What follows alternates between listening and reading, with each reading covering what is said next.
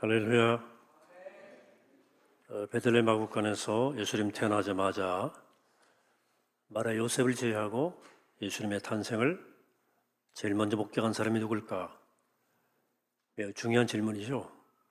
다시 말하면 이스라엘이 수천 년 동안 기다려왔던 메시아, 그 하나님 이 땅을 이처럼 사랑하사 진육신이 되어서 이 땅에 오신 그리스도, 우리 크리스찬 신앙의 중심이신 예수 그리스도, 이토록 복도 영광스러운 그분을 인류 역사상 가장 처음 만나는 축복을 누린 사람이 누구일까? 그런 누구였습니까? 황제도 아니었고 헤로드 왕도 아니었고 유대의 그 유명한 제사장들도 아니었습니다. 놀랍게도 그들은 양을 치는 목동이었습니다. 목자들이었습니다. 왜 그들이었을까요? 오늘 성탄을 앞둔 대림절 넷째 주일, 이 메시아이신 예수 그리스도를 가장 먼저 만나는 놀라운 은총을 누렸던 목자들에 대해서 함께 생각을 나누고자 합니다. 목자들은 평소에 염소 가죽으로 된 가방을 등에 들쳐업고 다녔습니다. 그 가방 안에는 음식 그리고 양을 치기 위한 물품들이 가득 차 있었습니다. 들짐승을 쫓아낼 때 썼던 무기였던 소위 물맷돌, 또 그 양들이 흥분할 때 달래기 위해서 불던 갈대피리가 있었습니다. 또 추운 데서 밤을 지새우려면 외투도 필요했겠죠. 한쪽 끝에 갈고리가 달린 막대지팡이도 항상 손에 쥐고 다녀야 했습니다. 목자들은 빈들에 밤을 지새우면서 양떼를 돌봐야 했기 때문에 단단한 준비를 해야만 했습니다. 그들은 밤새도록 양떼를 돌보면서 적적한 시간에는 피리를 불기도 했고 하늘에 빛나는 별들을 바라보면서 밤을 지새우곤 했을 것입니다. 이렇게 생각하면 굉장히 낭만적으로 들리지만 그렇게 낭만적이지만은 않았습니다. 그 목자들이 치는 양떼는 주인이 따로 있었습니다. 그러니까 목자들은 그들이 돌본 양떼가 자기 소유가 아니었어요. 대부분이 고용된 사람들입니다. 만에 하나라도 잃어버리면 배상해야 됩니다. 양 한 마리가 당시 가난한 목동 입장에서는 꽤 비싼 것이었기 때문에 양을 돌보는 일은 매우 위험부담이 있는 일이었습니다.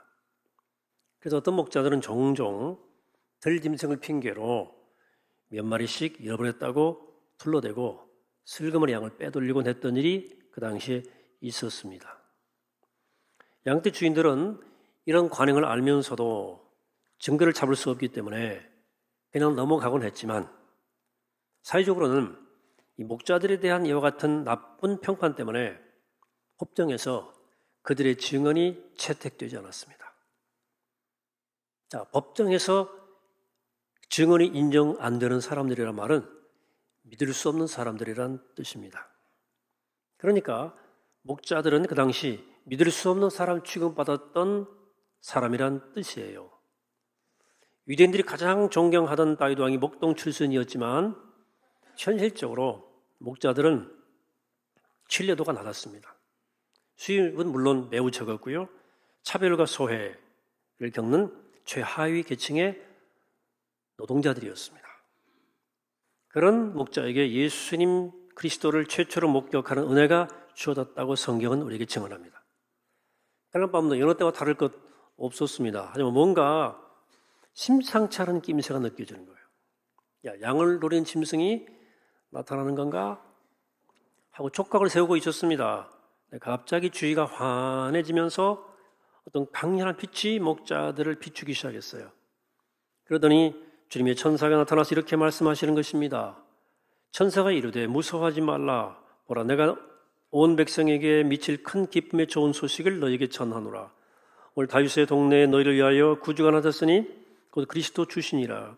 너희가 가서 강보에 쌓여 구유에 누워있는 아기를 보리니 이것이 너에게 표적이니라. 천사가 전해주는 말은 믿을 수 없는 일이 벌어진 거죠. 자, 밤하늘에 반짝이는 찬란한 별들 아래서 양을 치면서 지금까지 허다한 세월을 살아왔지만 이토록 환한 빛과 하늘의 천사가 나타나기는 처음이었습니다. 그것도 온 백성들에게 큰 기쁨이 될 소식, 그리스도께서 이 땅에 오셨다는 소식과 함께 온 거예요. 이 천사들과의 첫 만남도 놀랄 일이었지만 이제 그보다 더 큰 어마어마한 광경을 목격하게 됩니다. 이제 그 들어보지 못했던 노래, 어떤 노래와도 견줄 수 없는 하늘의 천군 천사가 부르는 노래소리를 듣게 된 거예요. 아마 사람들은 이 광경을 보고 이거 환상을 보았거나 환청을 들었다고 생각했을 것입니다. 그러나 그들에게 분명히 들려왔어요. 2장 14절입니다. 같이 함께 읽어봅시다. 시작. 지극히 높은 곳에서는 하나님께 영광이요 땅에서는 하나님이 기뻐하신 사람들 중에 평화로다. 아멘. 이 찬양이 들려온 거예요. 천군 천사의 찬양이 끝나고 그들이 하늘로 올라가자 목자들은 그제서야 정신이 들었습니다. 그러나 그들은 지금 보고 들은 것을 그대로 묻어둘 수가 없었어요. 누가 먼저 할 것도 없이 그들은 베들레헴으로 급히 달려갑니다. 그 천사의 말을 확인하기 위해서였습니다. 마침내 수소문 끝에 그 위에 누워있는 아기를 찾아냅니다. 그 아기를 눈으로 목격합니다. 이제 더 이상 목자들은 천사가 그들에게 들려주고 보여준 사건을 거부할 수 없게 되었어요. 확실히 알고 믿게 되었어요. 그때부터 목자들은 자기들이 듣고 본 것을 사람들에게 말하기 시작합니다. 하지만 목자들은 분명히 듣고 본 것을 확인한 것을 사람들에게 말했지만 그 말을 사람들이 이상스럽게 여겼어요. 그것은 이상한 일일 수밖에 없었을 거예요. 하나님이 구원 역사를 시작하신다고 해도 그런데 그 일을 하필 목자들에게 알렸다 하는 거죠. 왜 하필 목자일까 하는 거예요. 귀한 신분도 아니고 좋은 직업을 가진 사람도 아닌데 심지어 믿을 수 없어서 법정 증인으로 세울 수 없는 사람들 아닙니까? 또 그렇게 존귀한 메시아가 다른 것도 아닌 어떻게 말구에 태어난다니 말이 안 되잖아요. 그 부모는 또 어때요? 황제 칙령과 또 총독의 명령 거역하지 못해서 만삭의 몸으로 호적 신고하기 위해서 나사렛부터 베들레헴까지 굉장히 먼 거리예요. 그 거리를 와야 했던 사람들 아닙니까? 해산할 공간도 제대로 마련하지 못한 비천하고 무능한 목수에게서 어떻게 메시아가 태어난다고 말이에요. 이상할 수밖에 없죠. 그렇게 사람들은 믿지 않았지만 목자들은 실망하지 않았어요. 우리가 잘못 본 건가? 그러나 그들은 자기들이 보고 들은 것을 마음에 담습니다. 그리고 하나님께 영광을 돌리고 찬양하면서 자신들의 다시 삶의 자리 일터로 돌아갔어요. 이 표현 하나하나가 중요한 표현이 이렇게 잊지 마시기 바랍니다. 기독교 신앙은 부활하신 예수를 만난 첫 목격자들의 증언으로부터 시작됐습니다. 부활의 첫 증인. 그들은 우연히 남보다 발이 빨라서 갔던 게 아니고요. 훌륭한 인격자가 되어서가 아니고요. 그냥 첫 목격자가 된 거예요. 하나님의 선택이에요. 여인들이죠. 그들이 보고 들은 것을 선포하고 증언했을 때 거기서부터 기독교가 시작된 거예요. 그래서 기독교에서는 증인이란 말, 위트니스란 말을 많이 써요. 그런데 여러분, 부활하신 예수님의 증인에 대해서만 관심을 가질 것이 아니라 예수님을 탄생을 목격한 첫 목격자에 대해서도 관심을 가져보자는 거죠. 왜냐하면 예수님이 부활을 처음 목격한 증인들만큼이나 예수님의 탄생을 처음 목격한 증인들도 중요하기 때문에 우리는 부활의 증인과 마찬가지로 이 땅에 태어나신 예수님을 처음 만난 첫 목격자들의 모습 가운데서도 기독교 신앙의 본질을 발견할 수 있어요. 이런 점에서 그리스도인 된다고 하는 것은 언제나 그리스도의 목격자, 그리스도의 첫 목격자가 된다는 말과 연결되어 있어요. 우리가 부활하신 그리스도의 첫 목격자가 되든 성탄하신 예수의 첫 목격자가 되든 우리는 그리스도의 첫 목격자가 되는 삶을 살아야 돼요. 그렇다면 어떻게 예수 그리스도의 첫 목격자가 되어 살 수 있을까? 그분을 만나는 첫 목격자. 2000년 전 이 베들레헴 근방에 양떼를 돌보다가 이 땅에 오신 예수님을 처음으로 목격했던 이들 이름 없는 목자들의 모습 속에서 우리는 그 비결을 배울 수 있겠어요. 이제부터 여러분과 함께 나누고자 하는 말씀이 오늘 본문의 본론이고 핵심이에요.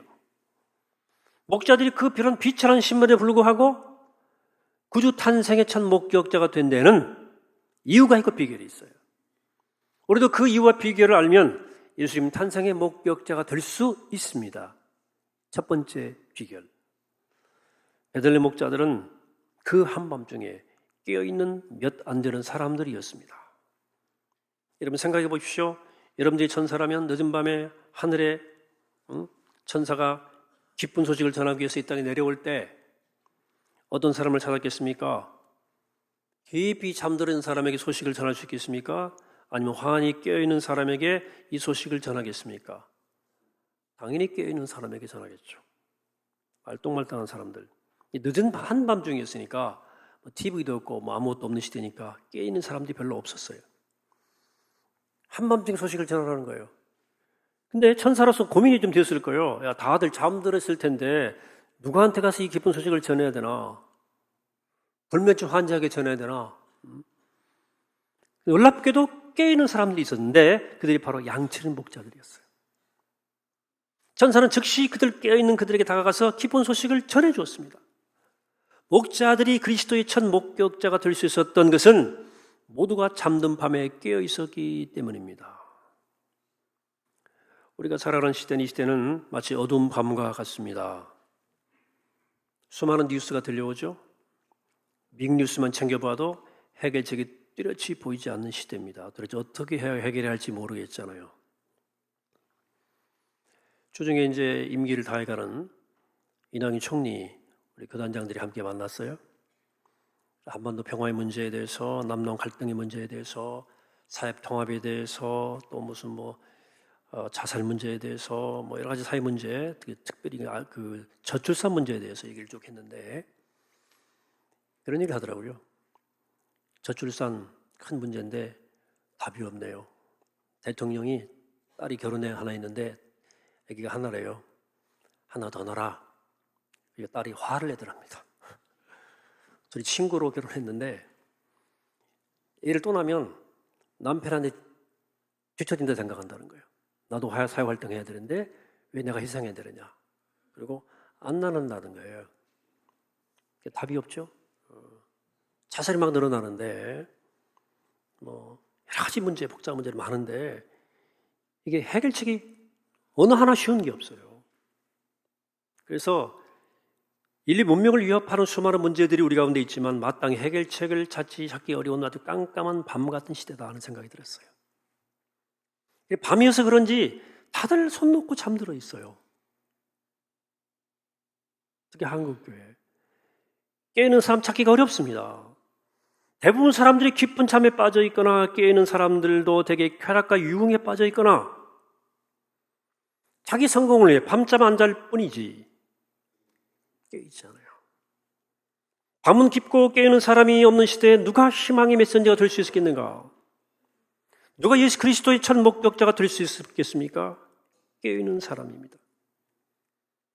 여러분, 깨어있는 사람의 의미에 대해서 여러 가지 말씀을 드릴 수 있겠지만 오늘 말씀드리고 싶은 것은 그냥 던져지는 대로 살지 말아라.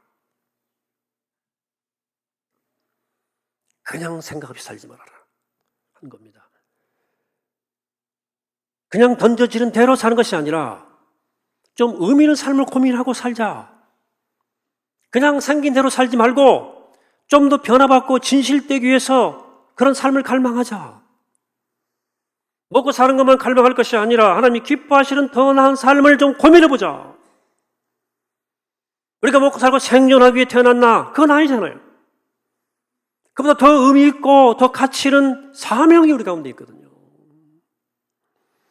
이 땅은 하나님이 기뻐하시는 세상으로 만들어가고 그의 나라와 그의 의를 위해 살아가는 삶에 응답하는 삶이 깨는 삶이 아니겠습니까? 하나님은 그렇게 깨어있는 사람을 찾으시고 그 깨어있는 사람에게 이 시대도 기꺼이 주님 당신의 모습을 보여주실 것입니다.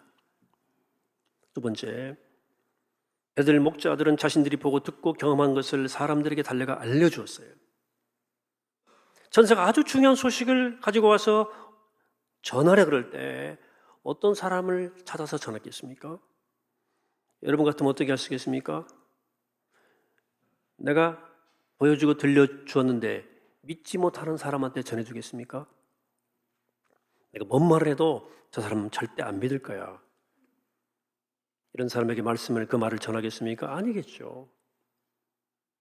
또 말을 전해주었는데 보고 듣고 경험한 것을 자기 혼자만 간직하는 사람도 분명히 아닐 거예요. 천사 입장에서는 그래요. 내 말을 믿을 만한 사람, 보고 듣고 기뻐하며 사람들에게 전하고 나눌 줄 아는 사람을 찾으라 했을 거예요. 목자들이 그런 사람을 보인 거예요. 그래서 목자들은 천사를 만나서 보고 듣고 경험한 후에 기쁜 마음으로 사람들에게 전하기 시작했어요. 그들은 자신을 사로잡았던 큰 기쁜 소식을 사람들에게 전했습니다. 사람들은 보통 정말 기쁜 소식이나 중요한 소식을 알고 있으면 가만히 있지 못합니다. 내가 아주 힘든 병을 앓고 있는데요, 어떤 약을 먹었더니 죽방 나왔어요. 그럼 가만히 있을 수 있습니까? 옆에 목장에 비슷한 병을 앓고 있는 사람이 있잖아요. 바로 전화합니다. 그 시키지 않아도 돼요. 동네방에 뛰어다니고 알리고 그 기쁨을 주체하지 못해서 만나는 사람마다 소식을 전하곤 합니다. 우리가 신앙인으로서 예배, 설교, 기도, 묵상을 통해서 하나님 말씀을 듣고 일상에서 날마다 하나님의 은혜를 경험하면서도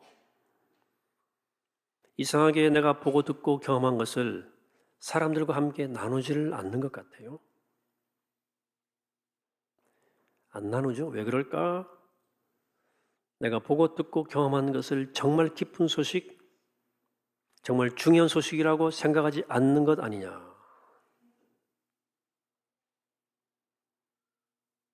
우리가 듣는 말씀은 하나님 말씀이라고 믿지 않는 것 아니냐. 내가 날마다 경험하는 삶의 순간순간들을 하나님의 은혜라고 믿지 못하는 것 아니냐.